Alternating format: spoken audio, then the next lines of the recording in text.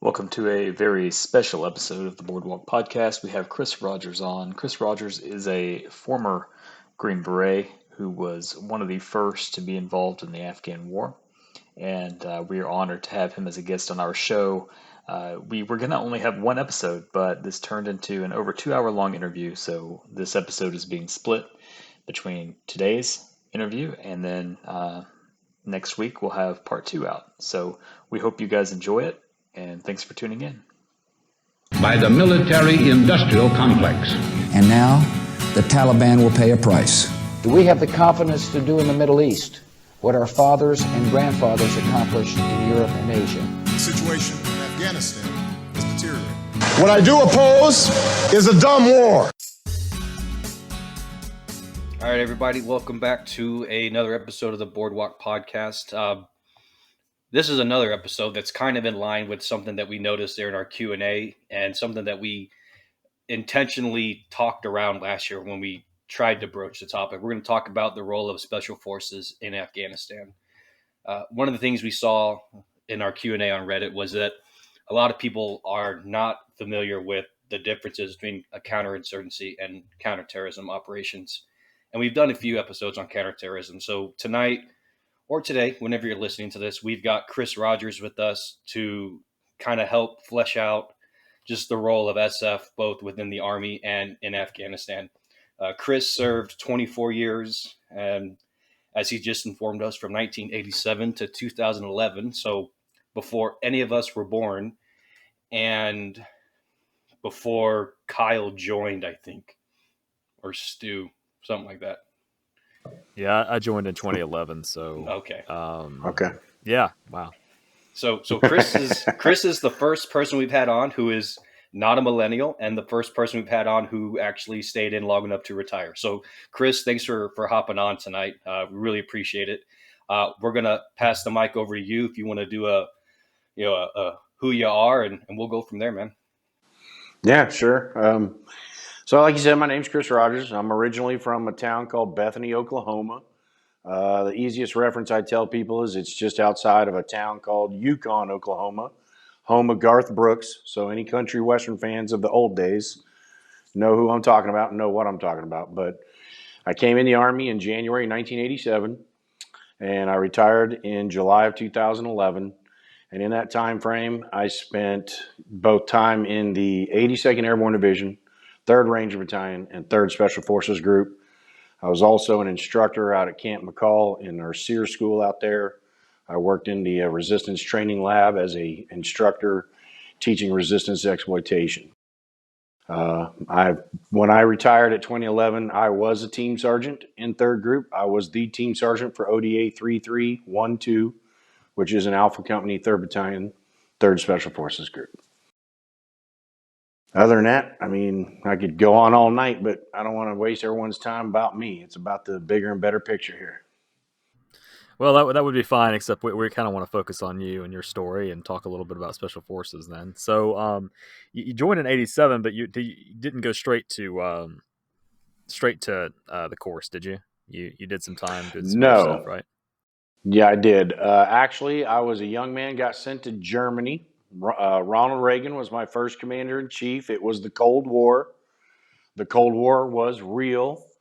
The line across Europe was still real between us and the Eastern Bloc countries and the Russian forces. And I was an infantryman that actually got stuck in a Patriot missile unit, which at that time was actually considered highly classified. And we actually guarded the missile launchers on the bases with shoot-to-kill orders. I mean, they treated it just like a nuclear missile base because it was that classified back in those days.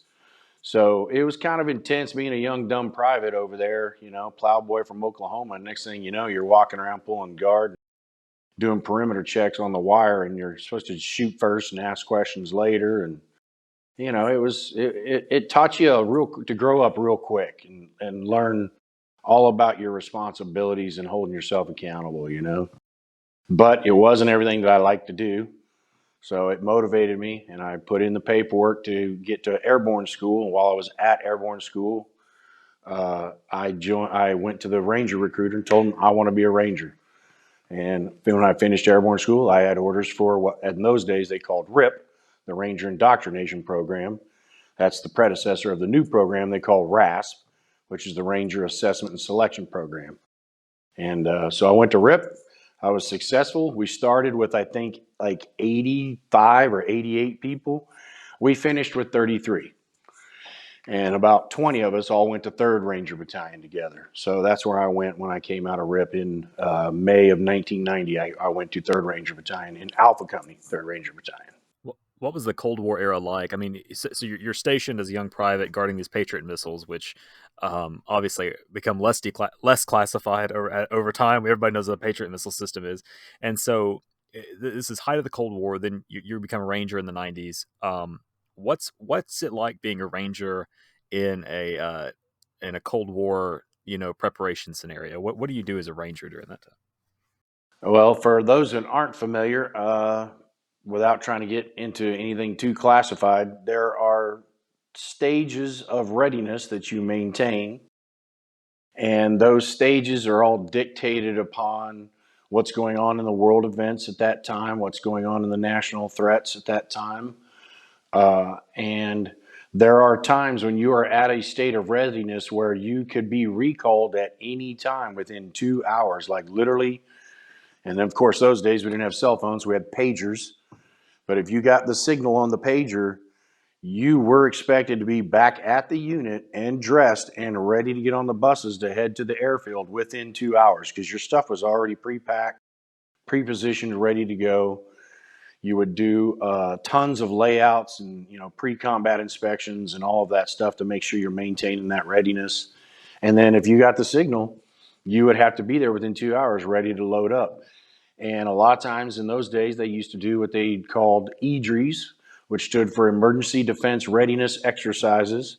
And that's what they would do. They would recall you and see if you would meet those time markers and be prepared to deploy for any world contingency at that moment. And being in the Rangers, I mean, they're highly professional, highly motivated, very dedicated. They were not going to fail anything like that. So you were always being tested on it and always never failing when you're doing it. And it was fun, but it could be intense. It could be stressful. It made you feel like a lot of times like you're literally living on an electronic leash. You couldn't maintain, you couldn't go out and party hard. You couldn't have major alcohol situations where you could easily be recalled if you show up drunk. Now you're unfit, non-deployable. And in those days, Ranger Battalion was very competitive. It did not take much for them to say, hey, we just don't need you here. You can go somewhere else. And they wouldn't hesitate. So yeah, it could be a little stressful, but once you get used to the battle rhythm, it's fun because you are in an elite unit. You are the most premier infantry unit in the world, who's what we used to joke around and call the president's kickoff team. That's what we were there for. We're the kickoff team. We're going to go in, take that airfield by force. We're going to kill everything that's on it, and then we're going to hold it in place to let all the follow-on forces roll in behind us and start expanding out from there. And we loved doing it. We took it very serious. So then that leads to the next obvious question: is what made you want to go from Ranger Battalion then into Special Forces? Besides, obviously, the prestige of having that Green Beret, I suppose. I'm sure there's other reasons. Well, I have a funny story. So, young Ranger Rogers thought he knew everything. And he had decided that the Army was kind of not what he was wanting to do at that time. So I actually had a break in service for about 2.5 years. And I went to the reserves while I was going to college. And I went to a liberal arts university at a time where a lot of things were shifting in our culture. The Clinton administration had just taken over, so they were starting to preach how Cold War's over, Cold War's dead, Russia's not our enemy, yada, yada, yada. And it was a real weird vibe on the campus. It was, to me, I felt like I just didn't fit in. It's like, okay, I think I made a mistake. I think I enjoyed more what I was doing and didn't realize it now that I'm here in living this environment. So I think I'm going to go back to it. So after 2.5 years, I went back on active duty. They sent me to the 82nd Airborne Division. Funny side note, that's where Zach and I's dad linked up because he was my platoon sergeant while we were together in the 82nd Airborne Division. And I kind of had to restart everything all over again because when I left the Army, I was still an E4. I made it to E6 reserves because I was a drill sergeant. And then I came back on active duty and they said, well, because a lot of your NCOES stuff, your NCO, your non-commissioned officer education, it was in the reserves. We're going to make you an E4 again. So I'm literally running around the 82nd Airborne Division as an E4 with a Ranger tab, an EIB, jump wings, drill sergeant badge. And it was pretty funny because when I first got to the platoon, they were all like, oh, you're either CID, which we all know what that means. It's a joke. You're a undercover cop, right? Or you're a drill sergeant that beat the crap out of some private and got kicked off the trail. And I was like, yeah, that's me, man. Sorry, dude. Kid ran his mouth, so I put his face through the wall. You know what I mean? Complete lie. Never happened.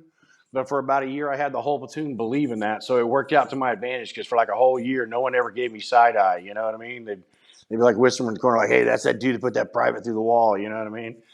But it was kind of funny. It was kind of fun. But yeah, I went to the 82nd, and while I was there, it had always been my plan. It had always been my life goal to be a Green Beret. But while I was there in the 82nd, I realized as great a unit as is and as great as they do the things they do at their level, I'm looking for something else. It's time for me to make that next step and go on to my life's goal, being a Green Beret. And of course, I was married, so you got to get buy-in from the wife. You don't just make a life-altering decision like that without including her. So I was lucky. My platoon leader, who was a former enlisted Green Beret in 10th Group, so his wife and my wife sat down, and his wife told my wife all the positives and the negatives of being in the Green Berets. And my wife was like, it sounds pretty cool, and I know it's what you really want to do, so I'm in.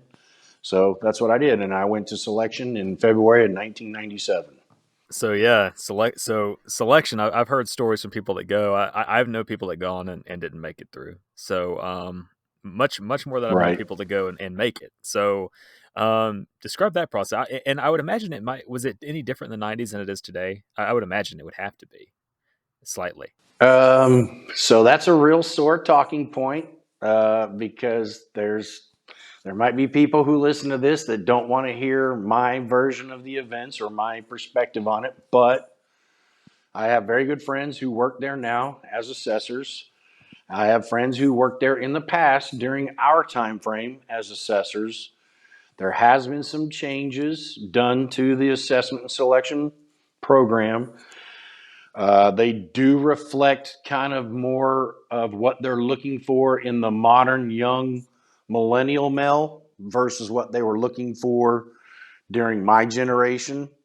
Because my generation is kind of like we also call them tweeners because we came in after Vietnam and we were around during all the little weird onesie twosie things like Panama and Desert Storm.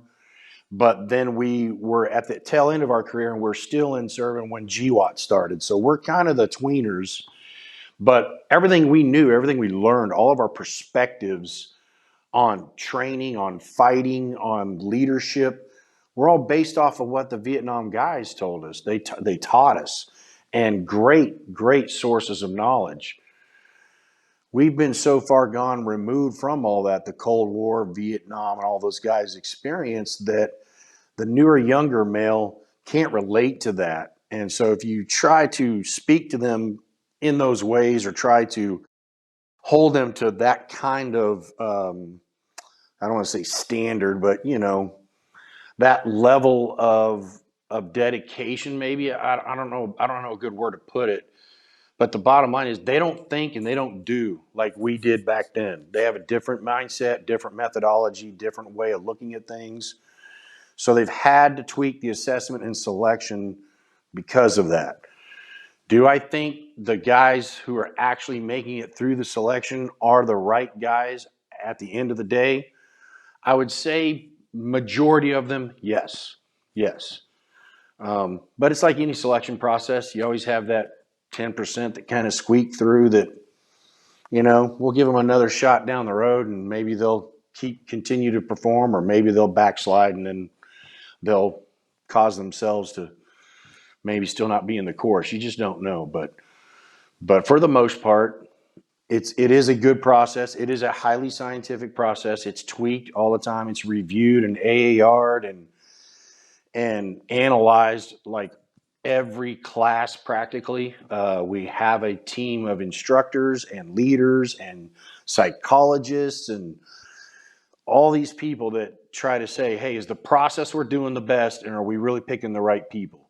So, but some of the physical stuff, truth be told, honest to God, some of the physical stuff is probably not as intense as it used to be. But that's really kind of a reflection of, technology, the modern male and their physiology. I mean, I don't know if you guys know this, but we literally got a briefing about 3 years ago. It's a scientific fact. They have actually done studies in our basic training units to realize the average American male that's going through basic training right now has 30% less bone density than males that were going through basic training 20, 25 years ago. A lot of it has to do with their lifestyles before they join the military. A lot of them are less active outdoors and they're more indoors. They're into gaming, they're into blogging and vlogging and all these other things.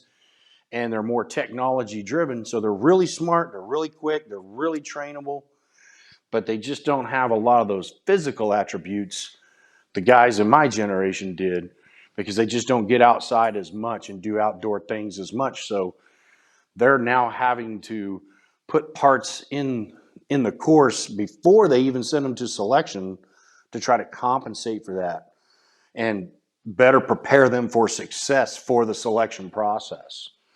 So they actually have a preparatory course to get them ready for selection, just so that they can deal with that physicality part of it that's required of them, since they physiologically have that less bone density. It's kind of weird. I mean, I've seen like pictures, from like World War II, right? And you'll have a bunch of guys, and they'll be shirtless in front of a tank or something like that. But like, look at those guys, and compared to like guys like my or younger than me, even, and like Right. it's like they're different. They look different. I mean, I'm not saying they're like peak physical shape, but I mean, I'm sure that's what touring through Europe in World War II will do to you, right? Just make you really Right. skinny, But Yeah, it's like, exactly. but I mean, you look at them compared to like how big the average person is today, and how much fat they have compared to those guys, and it's like, oh well, I can see that. Yeah, absolutely, you can see it in pictures, especially Sure. pictures of old farm boys and stuff that ended up Right. doing that. So yeah, it's an interesting Yeah, point. no doubt. Yeah, it's very weird. I mean, but they've put a lot of money and time into that to make sure they've got that data right, because they want to set soldiers up for success. You know what I mean? So so you go through selection in what, 97, you said, and you came out an Yep, 18 Delta, right? that's correct. Yeah, which Yep, is the Special Forces medic. Can you that's kind correct. of like, what's the role of an 18 Delta on a team? So every MOS on the team has basically two hats. Well, you could really say three. Uh, so first and foremost, it is a combat arms job. It is a combat oriented job. So every person's job on the team, first and foremost, is to be a shooter, a fighter. And that is ingrained in you as you're going through your process in the qualification course, which we call the Q course. Everything is related to, hey, look, you're a shooter first. You're learning this job, but it's all about because you're a shooter and we want you to be the best shooter you can. So hopefully the other stuff you learn, you don't have to use. But if you do, then we're going to give you the skills you need to do that other job. So that second job is being the medic. And on each team, we call them operational detachment alphas or ODAs. On each ODA, there are actually supposed to be two medics. There's a senior medic, which is usually an E7, and then there's a junior medic, which can be an E5 or usually an E6. Most of them are about an E6 when they come out of the Q course. The E7's job is to mentor the E6, teach them what it means to be a medic on the team and how to do all the things necessary to not only take care of the team, but when you deploy on certain missions, you're going to do a lot of engagement with the locals and provide a lot of medical support for the local villagers, for your host nation forces that you're partnered with, things like that. So they teach them all of those things. And it's pretty much set up in a tactical way where the senior medic is kind of the guy that sets up the casualty collection point with the team sergeant and does all the triage and does all the preparatory care for casualties that are getting evac'd. Whereas the junior medic is going to be forward, and he's the guy really plugging holes. Like, we don't need him to be the big brain on Brad and the big picture guy worrying about calling in 9-line medevacs and setting up the casualty collection point and setting up the HLZ and all that. We just need him to plug the holes and get them back to the senior medic. And then the senior medic takes on that role. They do all of that. They'll call in that 9-line medevac. They'll start all the triage and they'll place all the casualties where who's going first versus who's going last. They'll set up the HLZ with the senior communications sergeant, so that way they're talking to the bird and they've got everything ready to go for them guys to just land and load casualties. And so it's a partnership. But the reality is there are times in Special Forces history where we are short on people, like everyone is. We're short-handed help. And my first 3 years in 3rd Special Forces Group, I was the only medic on my ODA. I literally walked straight out of the Q course, an E6 medic, walked onto my ODA, and the team sergeant was like, "Tag, you're it. You're the only medic, so you need to learn all this stuff." And luckily for me, there were other senior medics in the company that were willing to take me under their wing and mentor me and teach me and help me get a lot of that knowledge and experience a lot quicker than normal, so that I could still be, an asset to my team when we would deploy downrange. Again, pretty stressful, pretty intense. Had a real senior team when I got to the team. They were all combat veterans. They're all grizzly, crotchety old dudes, and love to talk a lot of smack. And, I was the new guy, and then, I'm the medic. So they think I'm what we call the Band-Aid medic. They think I'm just kind of like a little wallflower, Wilton Nancy kind of guy. And I had to show them real quick right up front, like, hey, man, I'm not a Band-Aid medic. I'm a shooter medic, and I'm a ranger, so I can take whatever you give me, but I'm going to give it right back to you, I promise you, So it was kind of interesting and kind of contentious a little bit there in the team room when I first got there, because I wasn't just the guy that would sit in the corner and take the abuse. I knew my place, but I definitely would stand up for myself to let them know I'm not a soft target. You can talk all the smack you want, but you're probably going to get a little bit return fire on that one too. You know what I mean? But it helped a lot. It got me a lot of respect in the eyes of the guys on the team, because they realized, hey, we got lucky with this guy. This is someone we know we can depend on. And that was my whole mentality the whole time I served. It didn't matter where I was. If I was in Ranger Battalion, if I was in the 82nd Airborne Division, if I was in 3rd Special Forces Group, I would personally look myself in the mirror every day when I was getting ready to go to work, and I would say, what am I going to do today to be an asset to my team?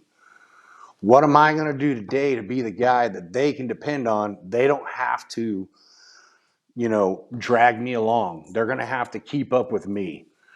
And that focus, that outlook helped me tremendously coming on to such a senior team like that, because those dudes were stellar. Those dudes were outright, straight up 100% stone cold killers and professionals. And it was an honor. It was a joy to be on that team. I felt myself to be very lucky to get on that team, and Kyle can tell you, being in group, some teams are better than others, and it just seems to work out that way. Some Stu teams can tell focus. you. I'm sorry, Stu. I'm getting names backwards. Sorry. No worries. But Stu will tell you, you can look down a hallway and you can tell the teams that really work hard and work well together and are always at that true tip of the spear, that sharpened edge. And you can look at the teams that kind of finger drill things and take things for granted and don't work so hard. And I was so glad I was not on one of those teams, because that can be a very frustrating experience if you're the kind of person that doesn't want to be on that kind of team, you know? So I was lucky. I was really lucky. And I learned from a lot of great dudes. I mean, shout out to Zach and his dad, Jim. I tell everybody, I am literally what do you call it?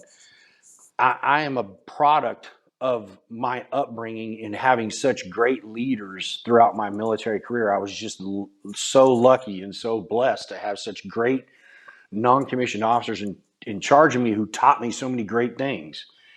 And even after being in a Ranger battalion for 2 years and then going to the 82nd and serving 3 years with Zach's dad, Jim, I tell everyone, James Pop is literally the finest infantry NCO I've ever known in my entire military career. I learned so many great things from him as a junior leader that I would not be where I was at if it wasn't from learning from him, because he was so good at mentoring young NCOs and teaching them the things they needed to be successful. Now, was he a hard ass? You damn right he was. That was a hard man. He still is. But we used to have, yeah, he is. He is a hard man. But at the same time, we worked in a very hard business. And we used to say all the time, hey, if you want to be hard, then you have to live hard. You don't get hard by just thinking about it. You got to go and do it. And he held us all to a high standard, but he never held us to a standard that he didn't uphold himself. He always led by example. He always led from the front. And I learned all that from him as well as others, but a lot from him. And I took that with me throughout the rest of my career. I had the same focus, the same perspective. That's why every day I would look in the mirror and go, what am I going to do today to be an asset? What am I going to do today to be the guy everybody can rely on? So I can't thank him enough, and I can't thank all my other leaders that I served with in those units, because they were just fine, awesome, professional soldiers. And, you know, a little bit of shout out to them. They were badasses, dude. They were badasses. And I was just glad to be with them. You know what I mean? Yeah, man, that's quite a story and quite a thing for Zach's dad there. That's I know quite it's the nice. words.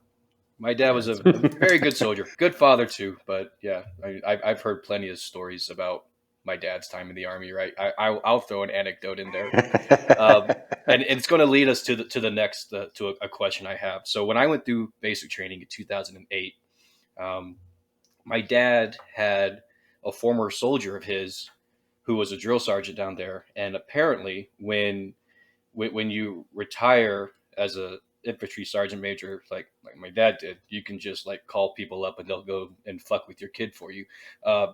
So his soldier showed up. We were doing like one of those little 3-day little training exercises, right? Fucking stupid. I got my half of the tent. My battle's got his half of the tent. Like intel kids pretending to do Army stuff. It's like my 4th week being in the Army. And this drill sergeant shows up and just smokes the dog shit out of me for like an hour straight. Ends it with, tell your dad I said hi. I'm like, okay, sure. I'll get right on that.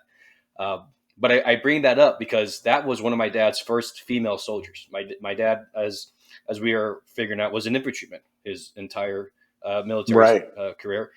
But at one point, when he needed a first sergeant slot, somebody in the 82nd said, you're going to go to a quartermaster unit. And so my dad was in a laundry and bath unit when 9/11 happened. And I remember him, and I remember him talking about trying to explain to his soldiers like what that meant. And not that they weren't getting it, but they're laundry and bath personnel, right? They look at things differently. The 3 of us are intel. We're going to look at it differently than you're going to look at it, Chris, right? So my question is, being in the Army, being a part of 3rd Group when 9/11 happened, what was that initial reaction within the team? Like thought process and the immediate, what's the plan, in the next 90 days? Right. So funny thing, we had been doing a lot of work with 5th Group leading up to 9/11. We would do a lot of deployments over to Kuwait to help out 5th Group with the mission they were doing over there. And so we had a lot of experience already in the Southwest Asia theater and dealing with, Muslim soldiers and their mentalities and their training methodologies. So as soon as 9/11 happened, we just assumed, we're like, hey, we're going to war, man. It's game on. Let's go. And we had our stuff packed and we were ready to go. And I'll even tell even a more in-depth little side note. The actual morning of 9/11, I was in the Special Forces Regiment's premier counterterrorism school. And I was graduating. That was our graduation day, that day of 9/11. And in the middle of rehearsals for our graduation ceremony, they stopped us and said, hey, we need you to come into the classroom and watch what we got up on the one eye on the screen in there. And we all walked into the classroom and sat down, and we watched the second tower fall. And we all just kind of sat there and looked at each other like, what the hell? Is this like some bad Hollywood movie? And they're like, oh, hell no. This is real. What you're seeing is live in New York City. This was really happening. We're under attack. And immediately, because, you know, our age and our frames of references, we all immediately just started thinking, holy crap, this is our Pearl Harbor. This literally is like December 7th, 1941. Someone has had the nerve to come onto our soil and attack us and kill our people. So it's time for payback. Well, about 30 minutes after that, because of course they canceled the graduation ceremony, about 30 minutes after that, the operations NCO comes in and says, hey, all the 5th group guys, you just been recalled back to your unit. Let's go. You're leaving right now. And they put them on buses, sent them straight to the Fayetteville airport, and flew them right out to Fort Campbell. About 30 minutes after them, they came in and say, hey, all you 3rd group dudes, you're going too. So come in and sign out, get in your cars, and drive back to your unit. So I left the compound for that school, which is about a 4-mile drive to 3rd group. And again, didn't have a cell phone back then, only had one cell phone. My wife had it. Got to the team room, everything's in a tizzy, and I had to call. I was given one phone call from the team room to call my wife and say, you're watching the news, you know what's going on. I don't know what's next, but we think we're going, so I'll call you again whenever I can. And then we got locked down for the next 4 days thinking we were deploying. And I didn't talk to my wife for those first 4 days at all. So as far as my wife knew, I was packing up at Pope Air Force Base and I was flying to the Middle East to get it on. As it happened to work out, they finally kind of figured out what their battle plan was going to be, and they decided only to use 5th group at that time. So they stood us down. But there were teams from 5th group within about 48, 72 hours that literally were in Southwest Asia after 9/11. Yeah, we just looked at it as, hey, this is our Pearl Harbor, man. And we got to go get it on, you know. Is it strange coming from, you know, because you joined in '87, right? So you have to Right. go from this conventional warfare mentality. We're preparing for this war that may happen, and it's going to be Soviet troops coming across the Fulda Gap, and we're ready to stop them, you know. And Right. versus now we're going to where on the map, you know, where's Yeah, Afghanistan? right. What is that? Like, what's What going on? what Like, I know the what Russians were there, language do right? these people speak? Right, Yeah. exactly. It's like, Yeah. is that? I mean, because you said, did you have medical experience before you were a medic in group?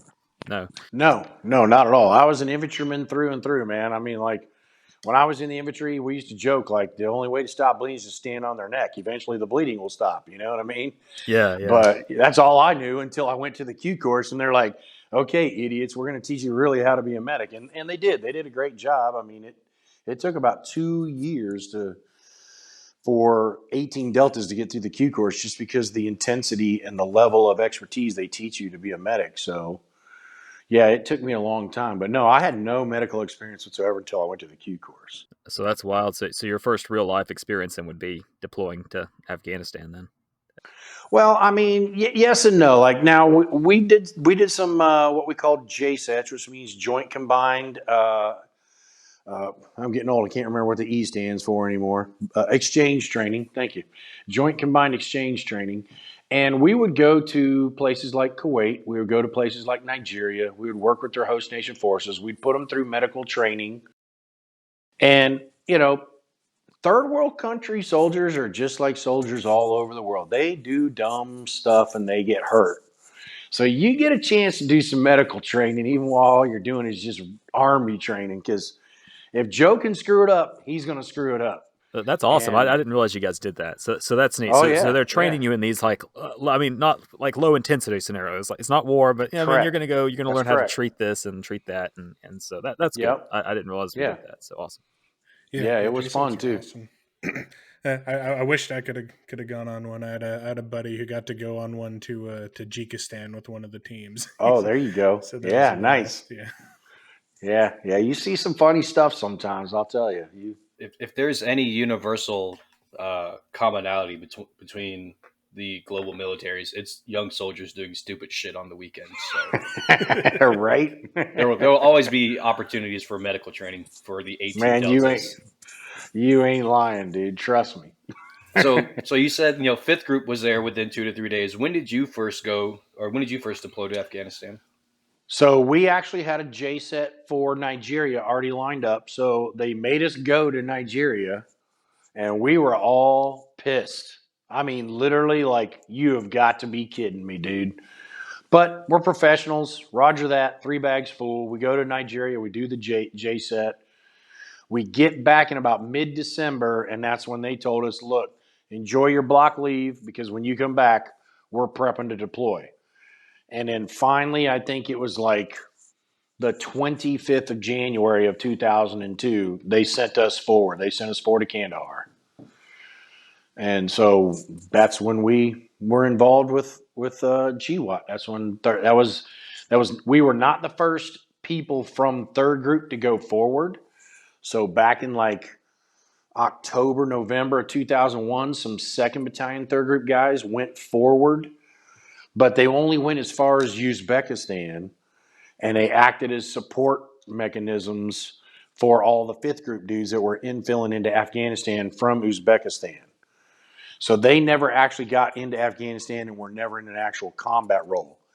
When we came in January, we came in as the specific purpose to do combat operations. So we were the actual first 3rd Group soldiers in Afghanistan and first 3rd Group soldiers doing combat operations there, which coincidentally also made us the first 3rd Group soldiers to do combat in that type of setting, in an unconventional warfare setting, since Vietnam.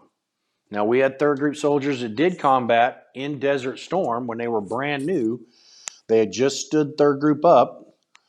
They had reactivated them in like 1989, I think it was, or 90. And in 91, they went forward in Desert Storm, but they didn't serve in an unconventional role. They got put on more like, I would say like counterterrorism type missions, some direct action missions, but they didn't really work with a whole lot of unconventional host nation, local villager, partisan forces type people. So they're not considered the first to be UW, but they were the first 3rd Group combat guys after Vietnam. But we were the first 3rd Group guys to do UW combat since Vietnam.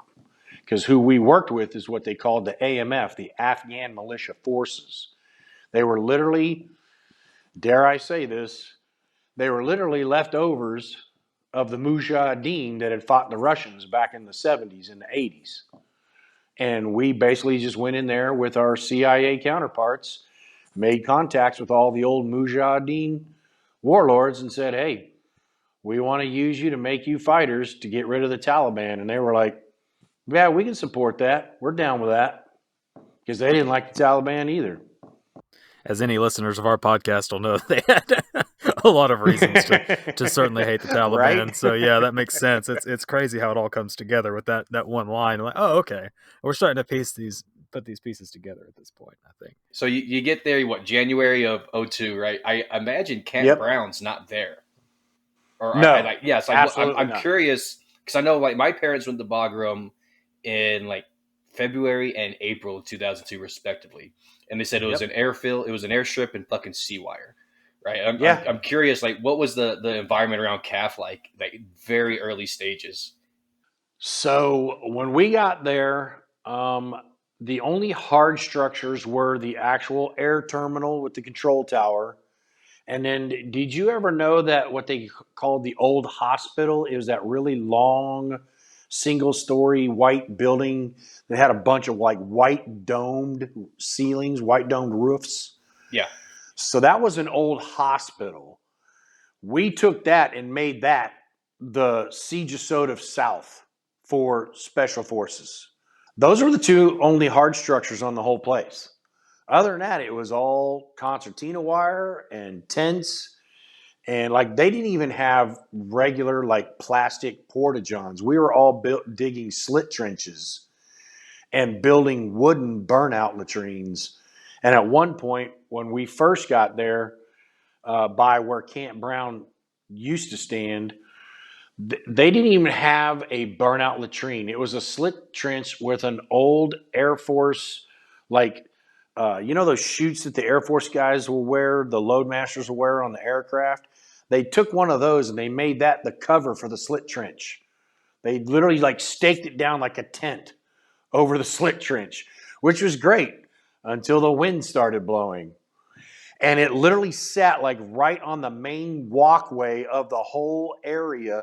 So you'd be sitting there with your, twig and berries hanging out, trying to drop off a load, and the wind kicks up and the chute fulls with air and lifts up, and everybody walking by seeing you there doing your business. You just kind of like, hey ladies, how's it going?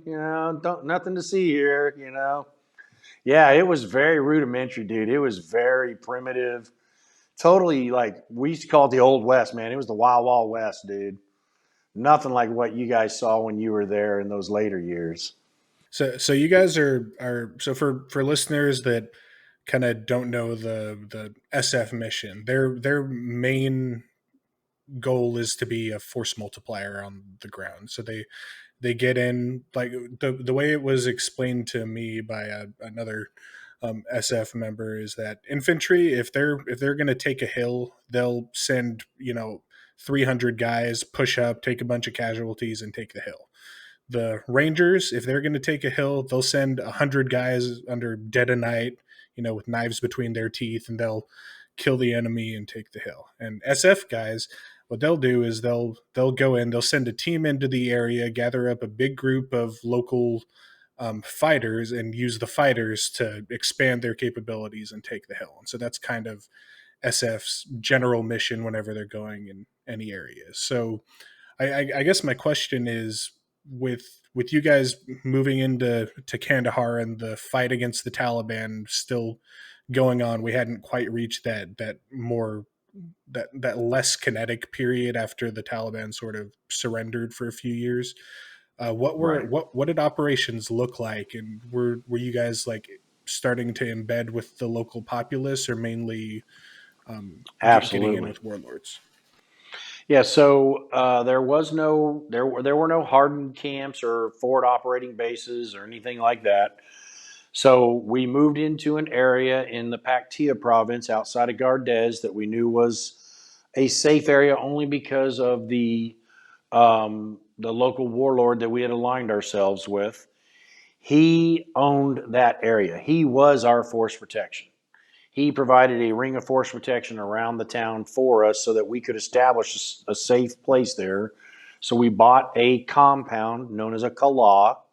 We bought a kala off of a local and turned that into our little fire base. And out the area out around it, we turned into a camp for all of the fighters. And we basically had them living in like tents. We told them, hey, go beg, borrow, and steal whatever you can find for tent materials, but set up tents out here. This is your living area, because the training area is right out back behind that. And that's what we did. We moved into the area of Gardez under this warlord's protection. He started pulling in all the people he knew in the area that were loyal to him that would fight for us. And we basically organized them, we armed them, and then we trained them. And we only did it for about 3 weeks before we went kinetic. It was very rudimentary. It was literally like, hey, do me a favor, point your gun that way, so that way you're not pointing it at your buddy, look down your sights, okay, and as long as they're not wearing what you're wearing, as long as they're not wearing what I'm wearing, then you can pull the trigger. It is about that simple, you know. But it was very early stages of the war, and the UW effort there was still very rudimentary because even with Fifth Group and what they did, because they did a lot of great stuff between October and January, they were not regular soldiers. They were all literally just volunteers. They were just, I mean, you know, you had a couple of the old Mooj running around, but literally they were like all the family members and friends of the Mooj showed up and wanted to be involved. So the training was very rudimentary, and then they just learned as they went. You know, they got better over time through experience. You know. What was it like training them as far as Oh my God. Yeah, I've heard some stories from So, other guys that did that kind of work and said it could be interesting. so the term herding cats is very applicable and almost completely what it felt like. They were very motivated, and a lot of them were actually very intelligent men. They weren't educated men. Now, there's a difference. A lot of them are not educated, but they're intelligent because they're intuitive. They've learned throughout the years with lack of education how to figure things out on the fly and make things happen. So if you could just get them going in the right direction, they could do some pretty cool stuff.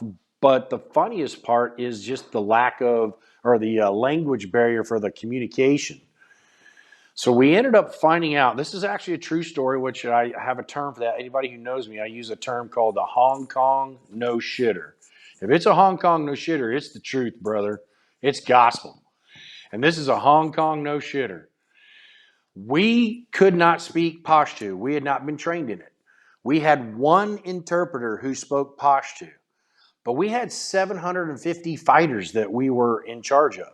There was only like 8 of us on the ODA, so you know we got 8 guys trying to manage 750 fighters who half of them had just picked up a gun 3 weeks ago, and none of us speak Pashto, and we only have the one interpreter.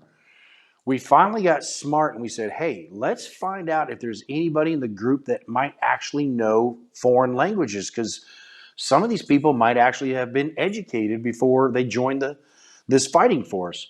So we come to find out that we had a guy in one of our companies who could speak German. And luckily, because I used to be in Germany, I knew just enough German to be dangerous. So he became my interpreter. And then we had another guy in the company that used to be a French teacher at a university. And our senior engineer sergeant, my really good friend Jim Van Antwerp, he knew French really well. So that became Jim's interpreter. So literally while we are doing fire maneuver under fire in combat, I am yelling at this dude in German. He's translating it in his mind into Pashto, and then he's yelling at all the Afghan in Pashto. And same thing for Jim. He's over there yelling at this dude in French, and the dude's like, oh yeah. And then he would yell at everybody in Pashto after what he, translated in his head. It got pretty crazy, man, and very comical, dude. Very comical. And especially, you get in a hurry and shit's going crazy and you're trying to get something out quick and then you get your directions backwards, and you're telling him, I want him to go links. And then he tells him to do that. And you're like, I said links. And he's like, yes, you said go right. I'm like, no, I said links. That means left. You know what I mean? Just silliness, dude. Absolutely. So yeah, herding cats and trying to do translations. Pretty crazy, but funny as all get out, dude. It was awesome to us. To us, we felt like we were real Green Berets. We felt like we were living the dream of a Green Beret. I am in unconventional warfare with this ragtag rabble of soldiers who didn't even know how to pull the trigger on a gun 3 weeks ago. And now we're out here just tearing a hole into the Taliban, and I'm not even speaking English while I'm doing it. It was awesome, dude. It literally gave us a huge sense of accomplishment, true, real sense of confidence, and like, hey, man, we can do this. We are Green Berets. You know what I mean? It was awesome. It was fun. Kyle, as a certified Korean linguist, how often did you use Korean in Afghanistan? I was about to tell my language story. It's hilarious to me is that I didn't use Korean one time operationally except to go over to Seoul and study there on the taxpayer dime. However, Yeah.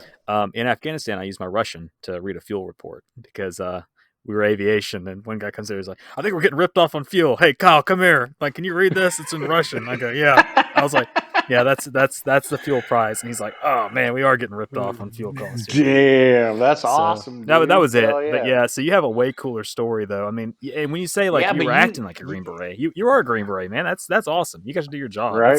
That's like living the dream, man. It was, dude. It was pretty freaking cool.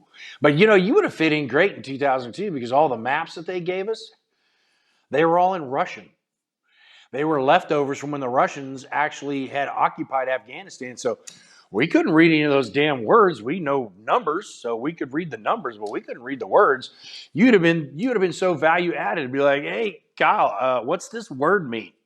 And you'd be like, "Oh yeah, that means latrine." "Oh well, don't go over there then. We don't need to be over there." You know what I mean? It Yeah, would have missed been my awesome, calling. dude. Missed my calling by about 10 years then. So I know, right? damn Damn shame, really. Yeah, I think that kind of speaks to how fast the war moved and how quick America's retribution was. Is that we kind of had to move in so quickly that we didn't really have time to adequately prepare. Marines like to talk about Army gets all the good logistics, we get nothing. Well, in 2002, nobody really had anything. It's just kind of scrimp No, and man. scram and get what you can. Yeah. Just even team equipment, y'all would have laughed because like nowadays everything's all color coordinated and it all looks nice and pretty and clean no, in those days you just got whatever the hell you could find, dude. So we had dudes running around with like tan body armor and green ammo pouches and camouflage radio I mean, you just looked like like a bum. Honestly, you look like a bum, but we love that though, dude. We're like, hell yeah, this is UW, dude. You ain't got to look pretty. You just got to be effective. You got to be dangerous. You know what I mean? I was gonna ask what kind of equipment you guys are using. So Because we that's actually, early, man. That is early. yeah. Yeah. So as far as what we would call TA-50, like their vests or their load carrying equipment and all that stuff, it was actually American. So we had a big surplus warehouse in Germany that pushed a bunch of stuff forward to us that we distributed out. But as far as weapons, all straight up AK-47, PKM, yeah, it was all Russian oriented because one, you can find that everywhere in Afghanistan. And two, you're fighting an enemy that if they die on the battlefield, you can literally battlefield recover what they were using and use it in your own weapon. So it only makes sense. You know what I mean? Now, of course, we were Americans, so we were running around with 5.56 like, okay, this is kind of stupid, actually. I think we should be using AKs, but yeah, you're still in the United States Army, so there's still a bit of that mentality like, hey, no, you're an American and you have an organic weapon system, you're going to use it, But later in my deployments, they had developed what they call the SCAR Heavy. I don't know if you guys are familiar with that or not. Yeah, which is 7.62. I transitioned from the 5.56 to that, and I loved it. That thing was, I mean, honestly, truthfully, if I really would be honest, all they really needed to do was kind of upgrade the M14. It would have been perfect. But yeah, transitioning up to the 7.62 was awesome. It was a lot better for the things we were doing in the areas we were in. I've always heard it's better against unarmored targets, like targets without body armor, to use that heavier caliber weapon. Which Man, I tell you what, is that true? Yeah, when you hit them, they don't get back up, man. Even if it goes through them like 5.56 does, they might still keep moving. But with that 7.62, I'm telling you, they're not getting back up. It's a bad day for them. It's a showstopper. So, and that's what you really want. You know what I mean? And it's accurate at longer distances too, right? Because of the heavier round. Yeah, definitely. I mean, and I'm not a sniper god, but I've had friends that are, and they could wow you guys for days on their discussions. But everyone that I've talked to, the M24 was great, but the frickin' 300 Win Mag, man, they all love that thing, dude. If we would have had that sucker all the way back in 2002, 2003, we might have even won that war quicker than what we did. You know what I mean? Yeah, that thing is money. But yeah, that's part of warfare too. Is you go in with what you got and then you learn. Oh shoot, that's not working well enough. We need to up our game, and then you get all those R&D guys figuring that stuff out for you and getting it out to you as quick as they can. So, and I'm not gonna lie, I'm all about killing people better with technology, dude. Even though I'm that generation that's not very technologically inclined, if it can help me kill someone better and keep me and my guys safer, I am all for it, dude. Yeah, For it. Speaking of, I had some hesitancy, because I knew we wanted to do this episode. I know Chris, he spent the last part of his career was the first part of the war on terror, which would be great because we haven't really talked about that. So I text my mom like, "Hey, does Chris use text messages, or is he like my dad, where he called Sprint?" My dad, and this might just be him being a crusty old guy, but he claims to have called Sprint and had text messaging disabled. I can believe that. I can completely believe that. He said, I saw him send one text message ever, and he didn't know. And this was back when he had press three times to get to the F button and shit like that. And it was 120 characters and no spaces in between it. And it said, "Please stop texting me. I don't use text messaging." I can believe every bit of that. That's awesome. That's so awesome.